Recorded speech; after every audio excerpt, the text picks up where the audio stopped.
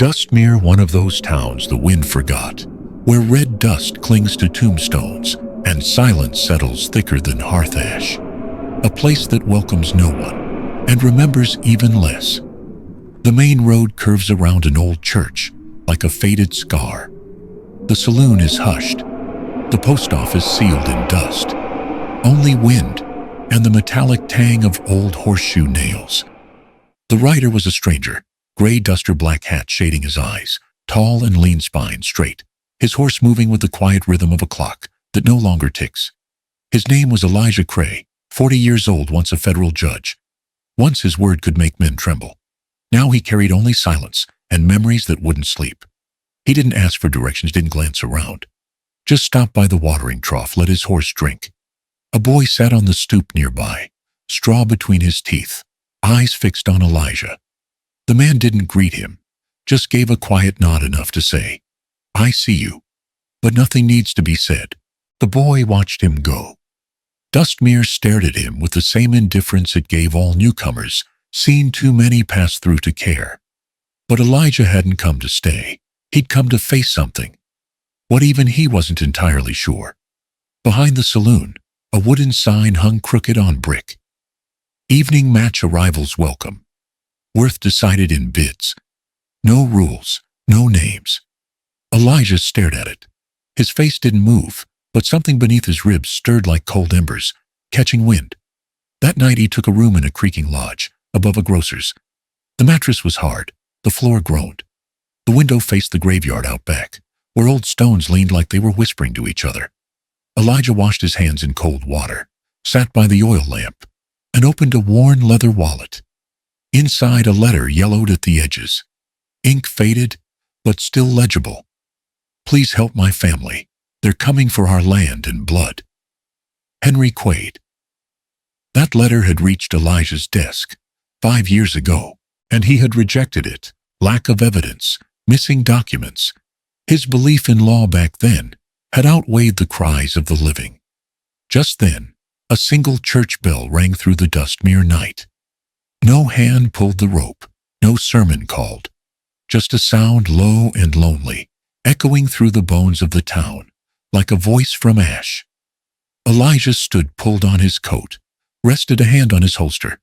Not from fear, just to feel it there, like a part of himself he hadn't yet abandoned. Tonight he'd walk into a place where people were sold like livestock, and face a piece of his past he'd once turned away from. If it began with a girl wearing a sackcloth hood, in a room full of men, drunk on power, so be it. Elijah Cray wouldn't flinch, because sometimes to correct a judgment, you have to walk through red dust and listen for bells no one else hears. The building looked dead, from the outside windows boarded brick, faded to ash. But as Elijah stepped through the warped doorway, the air thickened. A hallway led him down to the basement where the real lights burned. Oil lamps lined the stone walls, their flames casting long, uneasy shadows. The room smelled of sweat tobacco, and something colder, like damp earth, disturbed too many times. Men stood in groups whispering low, their laughter sharp and nervous. Land barons in stiff coats, cattlemen with rings the size of silver dollars, a few who wore sheriff stars, not out of duty but as armor. Elijah recognized the type. Dustmere had gathered its predators tonight. At the center, a crude wooden platform stood beneath a low-hanging lantern. A man in a waistcoat, with a voice like sand, cleared his throat. "Evening, gentlemen. We thank you for your discretion to tonight's final offering, obedient, untouched, no name, no past." The crowd shifted. Boots scraped. Elijah stood near the back, arms crossed, eyes narrowed beneath the brim of his hat. The girl was led in, like a ghost, barefoot wrists, bound with worn rope head, covered in coarse sackcloth, tied at the neck. Her dress was simple muslin, dust-stained, loose at the seams. She did not stumble, did not resist. She moved with the precision of someone who had rehearsed surrender. Something inside Elijah twisted. The auctioneer grinned. $10 to start. A rancher smirked. She even breathe under that thing? Laughter broke thin and cruel. Might be a mute, or worse, a mongrel. Someone spat. Another shrugged.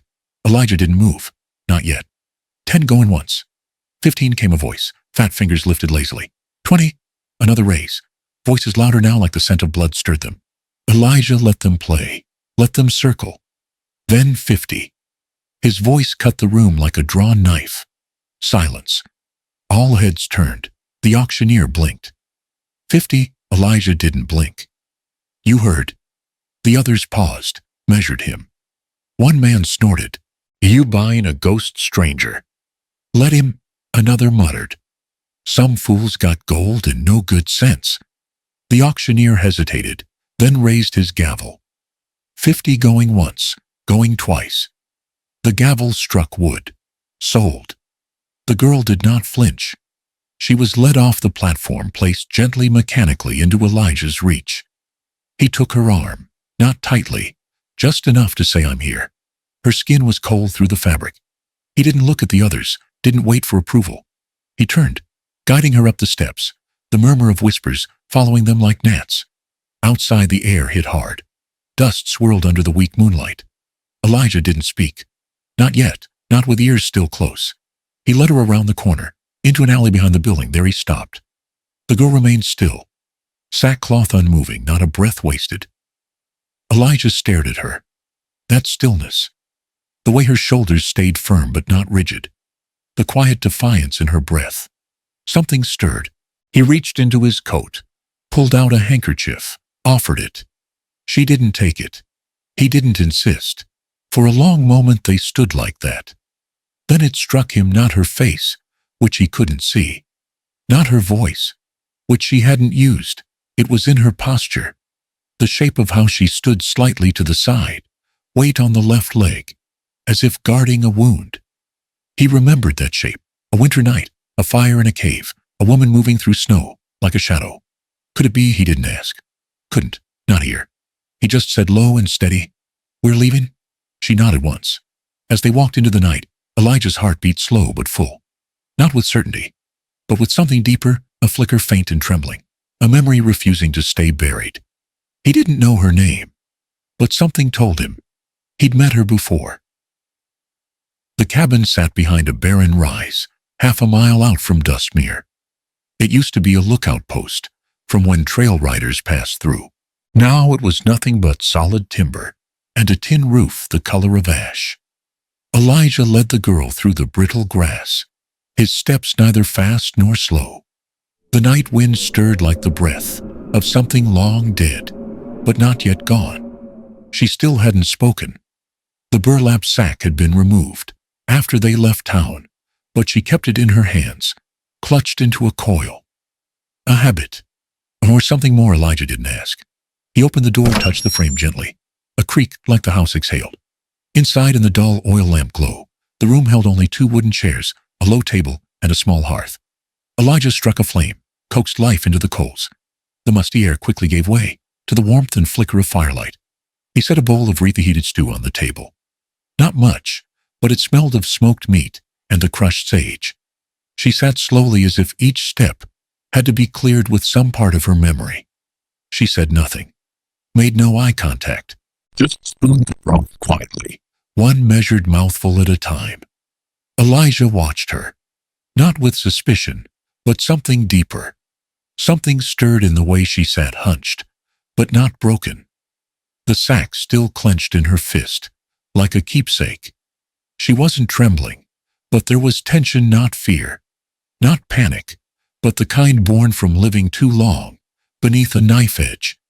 She didn't hide her fear. She'd simply made peace with it, like it was blood in her veins now, breath in her lungs, discipline etched into bone.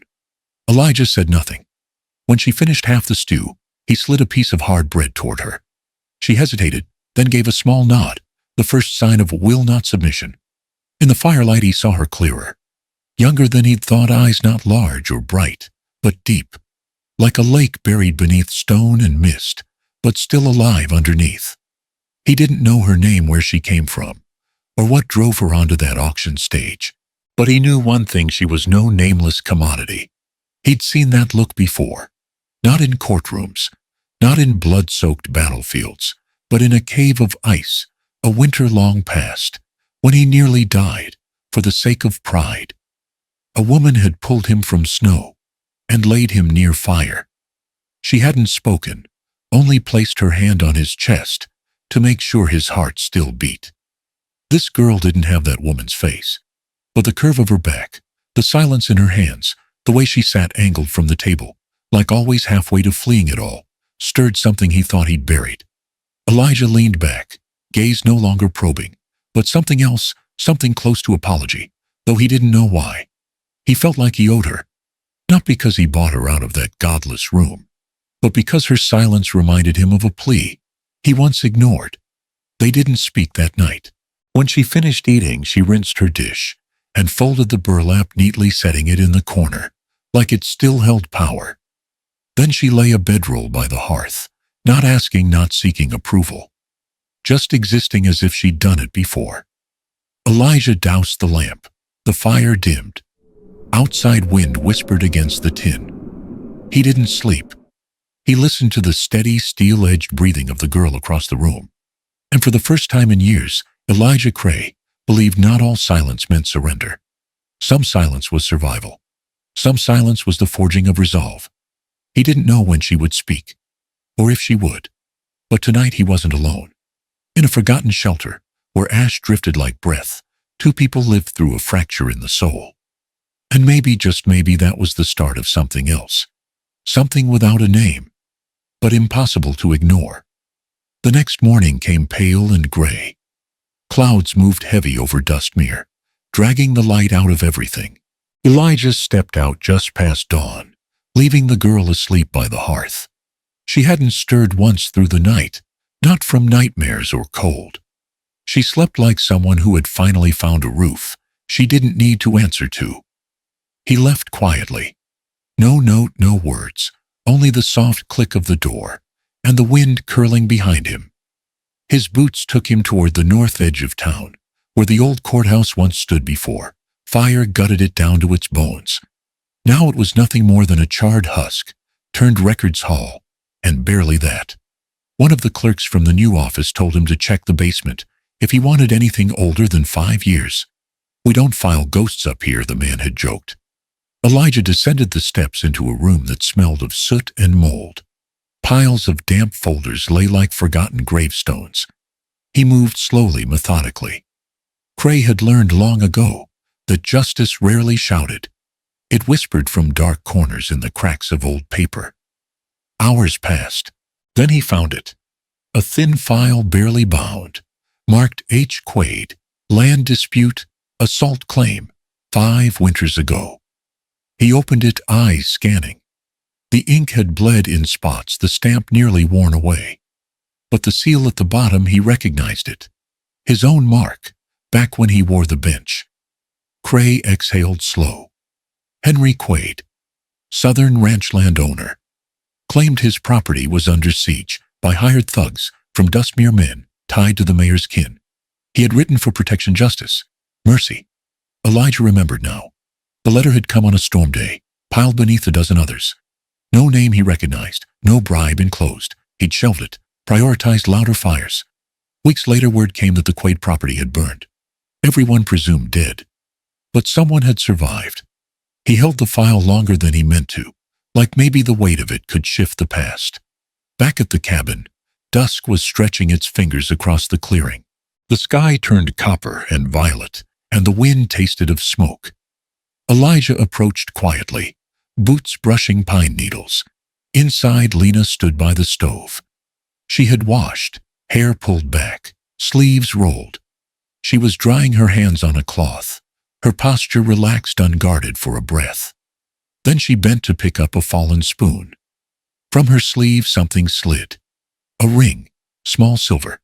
Half the gem broken off, leaving a jagged crescent of green glass, catching firelight like a shard of memory. Elijah froze, not because of the ring alone, but because he had seen it before. In a cave cloaked by snow, where a woman with a voice like river stones had handed him bark broth and warned him not to die. That same ring had hung loose on her hand, twisted sideways when she stoked the fire.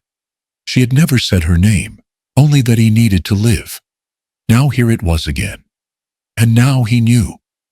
Henry Quaid's daughter hadn't died. She had become the ghost Dustmere tried to bury. Elijah stood silent in the doorway. Lena hadn't noticed the ring had fallen. She picked it up, tucked it back under her sleeve, like habit, not shame. He didn't speak. Not then. But something inside him twisted tight, like guilt, finding its roots in old ash. His decision 5 years ago had killed a family. And now the one who remained stood 5 feet from him cooking soup in a stranger's cabin, hiding her name behind a veil of smoke. He stepped back before she saw him, went around the side of the house, and leaned against the wall, the wood cold against his shoulder. Elijah Cray had always thought justice came in papers and stamps, but sometimes it came in silence, and sometimes it wore a broken ring. He closed his eyes. He would not make the same mistake twice, not with her, not again. Evening mist clung to the grass as Elijah retied his boots, preparing to leave the cabin. He said quietly to Lena, "I'm heading out for some extra supplies. I'll be back soon." Lena simply nodded her eyes, not probing for the first time, accepting his privacy without resistance. Dust-covered dusk blanketed Dustmere as Elijah approached the old clinic door. The worn wooden door creaked softly, like a sigh from time itself. He tapped gently. Inside, Della Ray, her hair streaked with gray, wearing a faded blouse, peeked out. "Elijah. Long time no see." He returned a tentative smile. "I need to look at some old files. About the Quaid family." She felt silent sorrow flickering in her eyes. The door to the basement creaked open. Climbing the stairs, Elijah felt his heartbeat grow heavier. The air was thick smoke, musty paper, dripping water, all stirring the weight of long-hidden secrets. Della Ray carefully opened a grimy cabinet door. Elijah withdrew 2 documents, one tattered and yellow edges torn, the other clean, boldly printed. His breath caught as he read original report: victims killed by military rifle fire. Official record described as attacked by friendly Native American band, armed with spears. He trembled. Each word was a knife cutting through history, and a frozen blade stabbing his heart. Her voice husky, Della explained, "We altered it under orders. No one wanted the truth known." Elijah bowed his head. Waves of guilt washed through every corner of his soul. He remembered Henry Quaid's letter, a lone farmer pleading for justice. He had read it. He had set it aside. That very act had distorted the record forever. He spoke, voice unsteady. "I read Henry Quaid's letter. I ignored it. I thought I knew the law. I thought I knew right from wrong. But at that moment, I chose silence. I denied them justice." Silence reigned. Della's eyes searched his understanding. Elijah felt his heart crack. He placed both documents on the table, a confession laid over gray ashes. "I want to make this right." Dustmere's sky had darkened by the time Elijah returned to the cabin. Flames flickered in his hand, but his eyes were wet. The worn file pressed against his coat, as if carrying the collapse of his own heart. He paused outside the door, hand trembling on the wood panel. He inhaled dust and embers of the night, memories flooding: Lena's father's painted nails, her mother's tears, the unanswered plea. He whispered into the silence, "I made a mistake." Inside, Lena was washing a pot. The door swung open with a low groan. Her shoulders tensed. He had returned silently yesterday. Today he brought news. The fire's glow lit her face, resolute, wounded. Her eyes watered, but she held back the tears. He stepped in slowly, as if hollowed out. Placing a clean copy of the report on the table, he said in a hoarse voice, "Lena, I found the documents. The ones I erased. They say your family didn't die at the hands of friendly Native Americans. They were killed by military rifle fire. I saw your father's name, Henry Quaid, and I let it go. I let justice slip away." A devastating silence fell. He extended the file toward her as though offering his very soul. "I can't turn back time. I abandoned you. I'm sorry. Even if it's too late, I'm truly sorry." Lena stepped back, her hand gripping the cabin wall. She looked at Elijah, anger, defiance, but an unyielding will glimmering in her eyes. "I have lived in quiet for 5 years, told to believe my father died by Native Americans. I lived bowing beneath injustice. I stayed silent because there was no one to listen." She choked, voice cracking, "Until you came. Until you said it was your fault." Elijah's mind wavered. His breath was dry. He moved closer gently. "I won't ask for your forgiveness, but I have to do something. So your father's death doesn't mean nothing. so you don't carry the pain of being invisible." Lena blinked. Tears escaped. She lowered her head as if reclaiming a broken piece of herself from ashes. Finally, she whispered, voice trembling, "I accepted your apology because I can't keep fighting while I'm alone. I've been torn apart by silence and loneliness. You're the first to say I was wrong, without proof, without investigation. I needed that." Elijah gently squeezed her shoulder. "We will reclaim the truth. I'll stand by you, no more loneliness." As the fire crackled, Lena drew a steady inhale, looked up at him. For the first time she spoke her name, not as a forced identity, but as a declaration. "I am Lena Quaid. I'm done hiding who I am."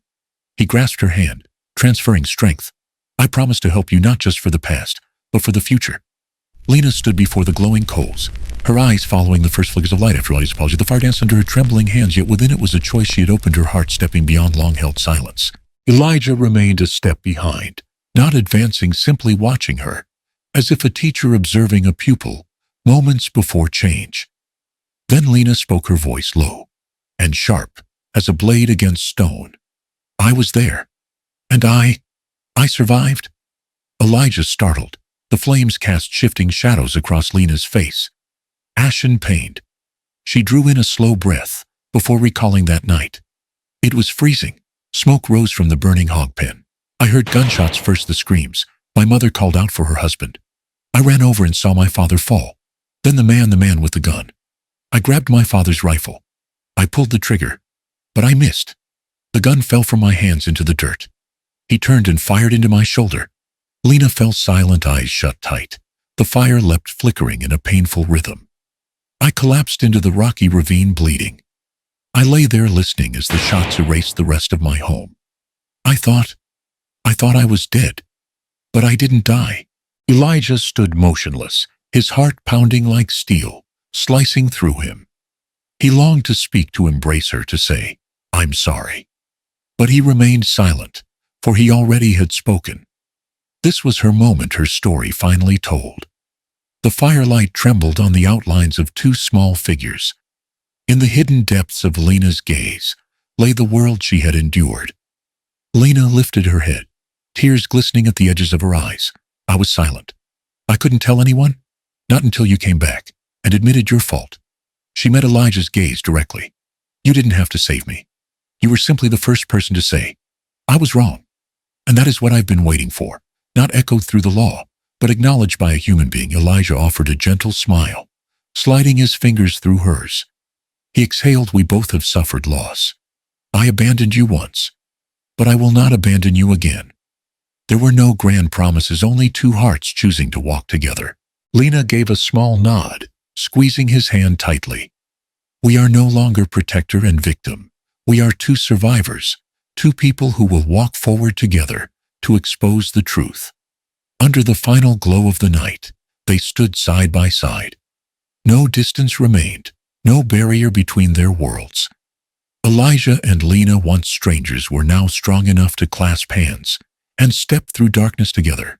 Dustmere was silent at night, dust still drifting in the glow of twilight lamps.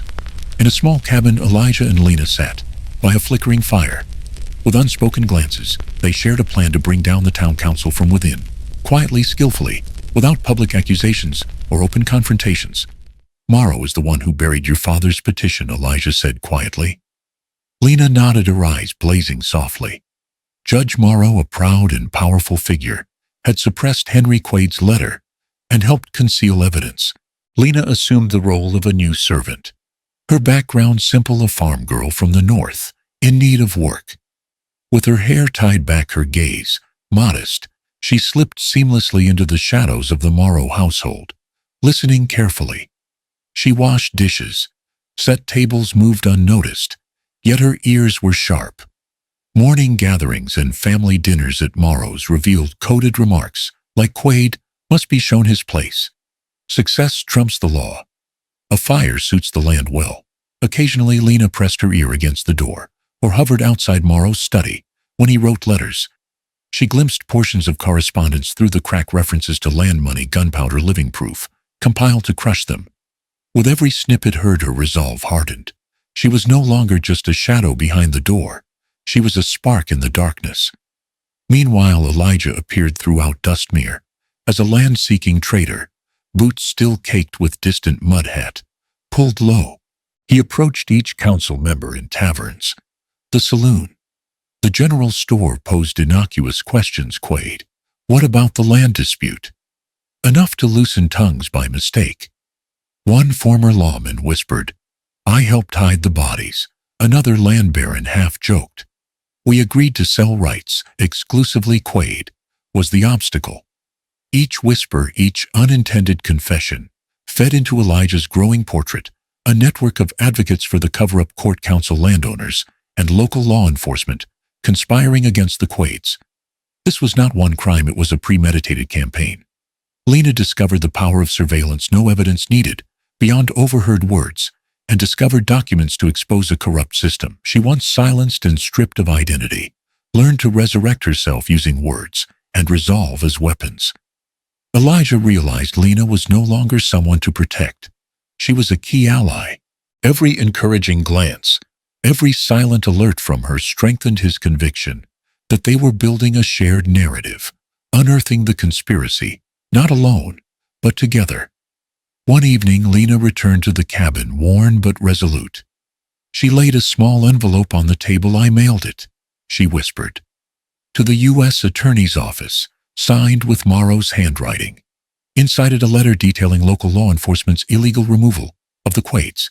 It was small but crucial. Elijah looked at her, awed by the transformation of this girl who had lived years in silence. Now she used letters as weapons. They shared a quiet smile in the firelight, a moment of trust forged from shared pain. They both knew the road ahead would be long. But this was their opening strike. Silent yet powerful, planted in the heart of the enemy. That night in Dustmere wasn't just shrouded in mist. It was thick with hoarse laughter and the clinking of glasses, a grim performance of a silent system of power. All eyes were fixed on the gaming table in the saloon. This was more than a game. It was a fateful match where Seth Dunlow would begin to unravel, psychologically. Elijah quietly pushed open the saloon door, stepping toward the table. He carried himself like a seasoned gambler, but his eyes were a psychological weapon, cold, sharp. Tracking every card, counted every mocking grin, enough to make opponents feel exposed in the dim light. Lena watched from a corner. Every gesture, every breath of Elijah made her cheeks tremble. She understood that in this game, there was no strategy to win. It was about survival or defeat. Seth Dunlow, burly, calculating eyes, a face scarred not just by bullets, but by hidden guilt, ruled the underworld of Dustmere. As the cards were dealt and bets placed, Elijah played slowly, modestly, but enough to unnerve Seth into waiting. Then Elijah whispered, "Buying land, are you not quite what you said? Are you buying your own conscience?" Seth smirked, but something in his eyes flickered. Elijah pressed on. "I've heard. Some folks cleared the Quaid land. You cleared it, didn't you?" Seth paused, revealed unease. Seth held his cards without looking, a rare error for a man used to the game. Every psychological jab from Elijah was like a bullet aimed at his confidence. Elijah knew he'd hit a nerve. Under pressure, Seth slipped in a bitter whisper. "Quaid was an obstacle. I thought that'd settle it." To others it was just entertainment, but Elijah recognized his strike. It unsettled Seth's world. At the peak of tension, Elijah won the decisive hand. Seth's mouth made a sour pout. Elijah stated plainly, "Quaid's land belongs to people. No flourish, no flourish." He looked down at his cards as if putting the final nail in the coffin. A door had just opened. Seth seized the moment, but too late. Elijah had planted his first seed of doubt. While the game unfolded, Della Ray, former nurse and trusted ally, quietly sealed and sent a letter. Its contents, file records, revealing corruption and a cover-up. The letter bore official seals and the handwritten signature of the most corrupt figure in the system. She handed it to an anonymous courier on horseback, bound straight for the U.S. Attorney's Office. A small envelope, but powerful enough to shake Dustmere's power structure. Lena entered the saloon as the hand ended, seeing Elijah standing, eyes resolute. They needed no words. Lena's steps carried a weight, but she came to stand with him to feel the unshakable commitment. Elijah tapped her shoulder lightly. "We start telling our story now." Lena nodded, slipped her hand into the dress pocket, and whispered the envelope. He opened his hand, accepted the sealed letter, not casually, but with the gravity of justice. They looked at each other, sharing fear, anticipation, and the deepest trust. They stood together on the same front lines, fighting the darkness from within the halls of power. That night in Dustmere, the sky was heavy with storm clouds, suffocating the moon's glow. Judge Morrow quietly examined his traveling bag, his face haggard in the dim lantern light. Somewhere nearby, murmurs drifted in Delaray's letter has reached the federal office. Morrow froze, his hands trembling. Elijah's words had already planted seeds of doubt. Now the proof was on its way, and he understood there was no turning back. Lena stood before the old church, once a sanctuary, now a cold monument to a night of horror.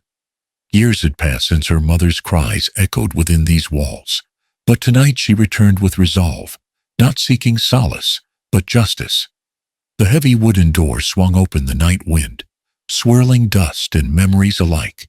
Moonlight streamed through cracked, stained glass, casting her slim silhouette in sharp relief. Lena entered, her lips pressed tight, ready. The air smelled of mildew and betrayal. This sacred place had become a vault for violent secrets.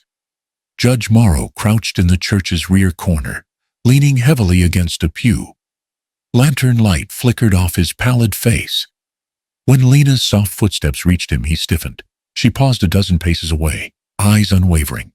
"You were going to run. But this is the place you tried to hide everything." Morrow's hand trembled as he reached for his breast pocket, producing a letter stamped with the federal seal. His voice was brittle. You don't understand what I did." Lena advanced, calm but unrelenting. "I do. You buried your lies with the law." Morrow's shoulders sagged. "What did you hide in this church?" Silence stretched. Morrow managed. "I thought I was keeping order." Lena stepped closer, raising her voice. "Order for who? For you, for the council, or for someone like me?" She held the letter up. "This letter with your signature says the Quaid deaths were a lawful removal by authorities, not an attack by Native Americans." Tension snapped. Morrow stumbled back into the pew. Lena's voice rose, lined with stark clarity. "You think the holiness of this place would quiet us?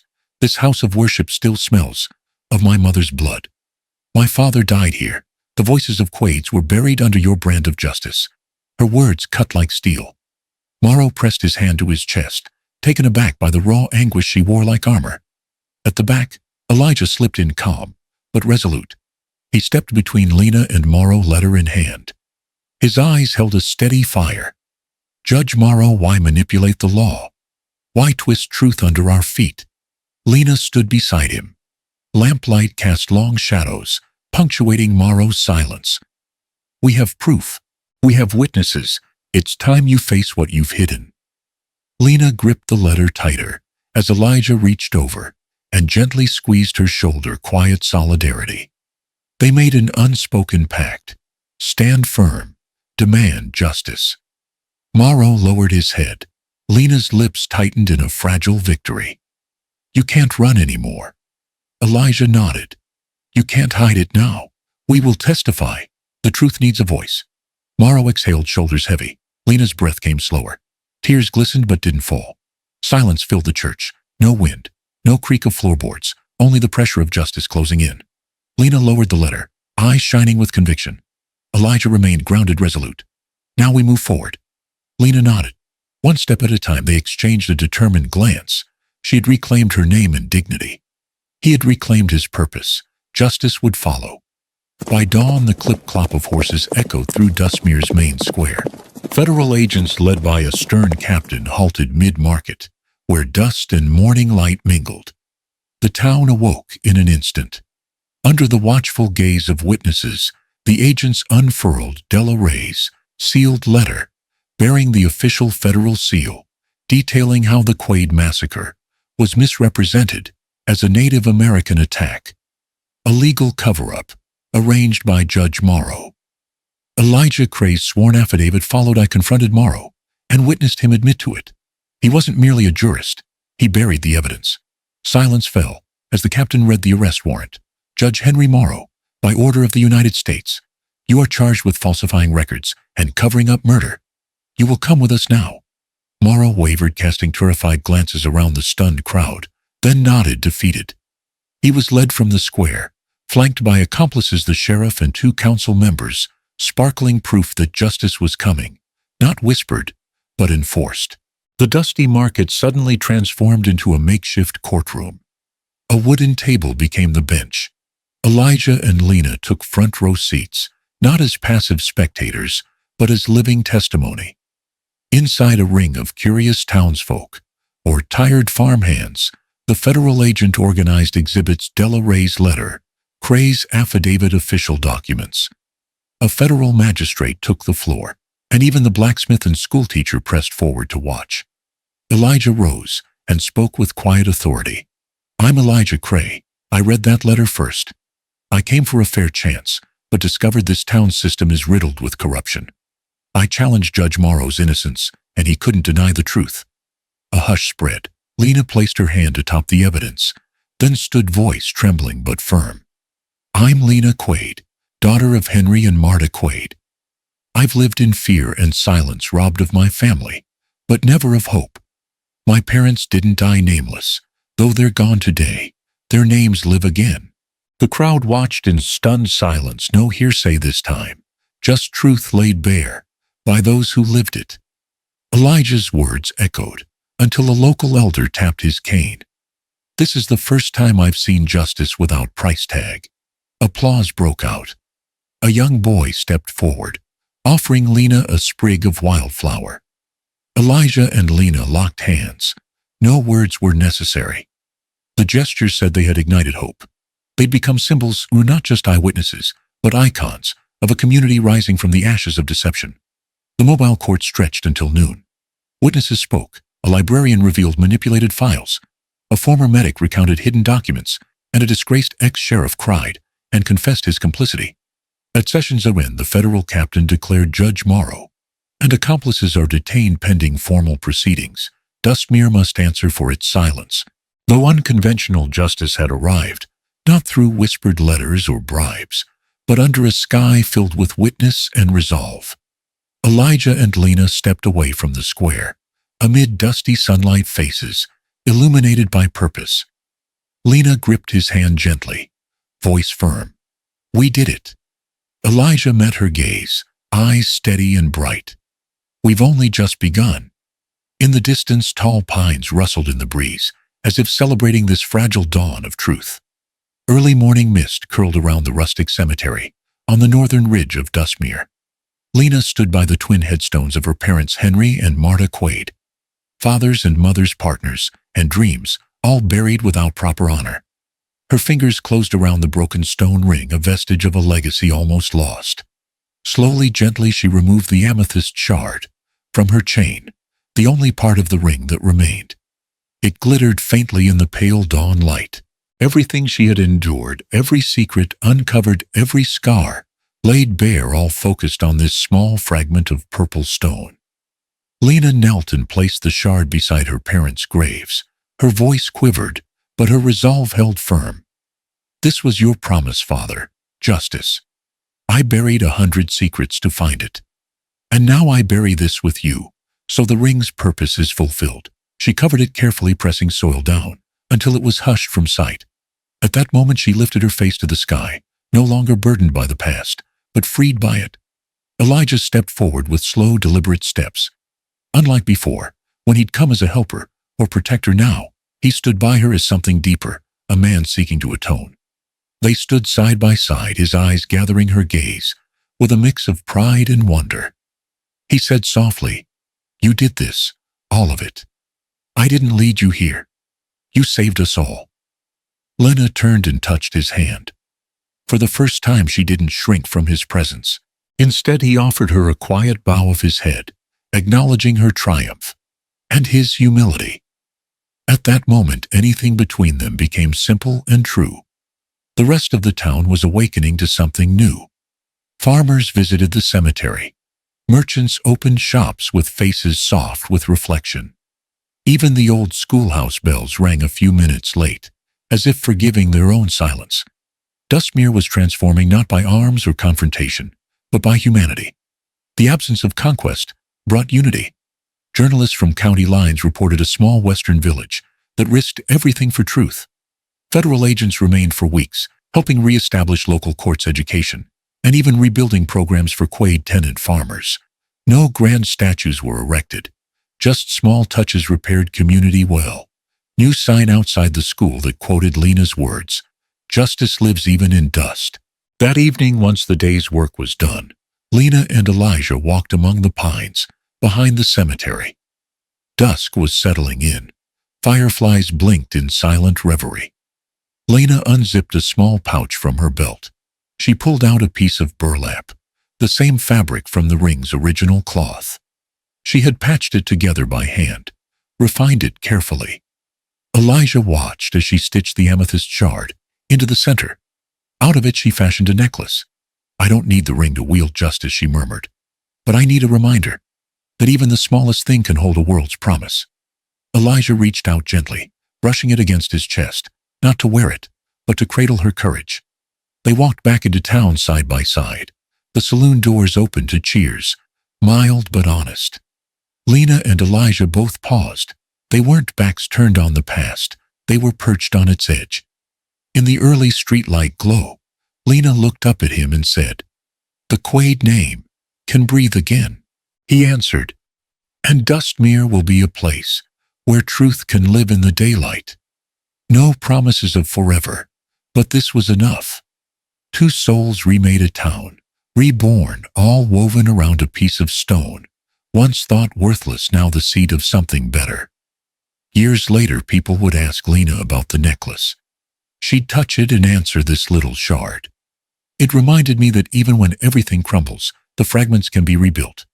Then, with a small smile, "So can Dustmere. So can people." And for the first time in a lifetime, she would believe it, not because of a judge, a court, or an agent, but because the quiet power of truth had turned dust into redemption. Lessons from Dustmere.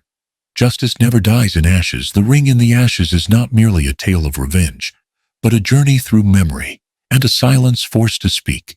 From the misty town of Dustmere, once ruled by power and deceit, the story reveals an undeniable truth. Justice may be buried, but it is never destroyed. Lena, a girl who survived the massacre of her family, walked out of the shadows to become the flame that illuminated the truth.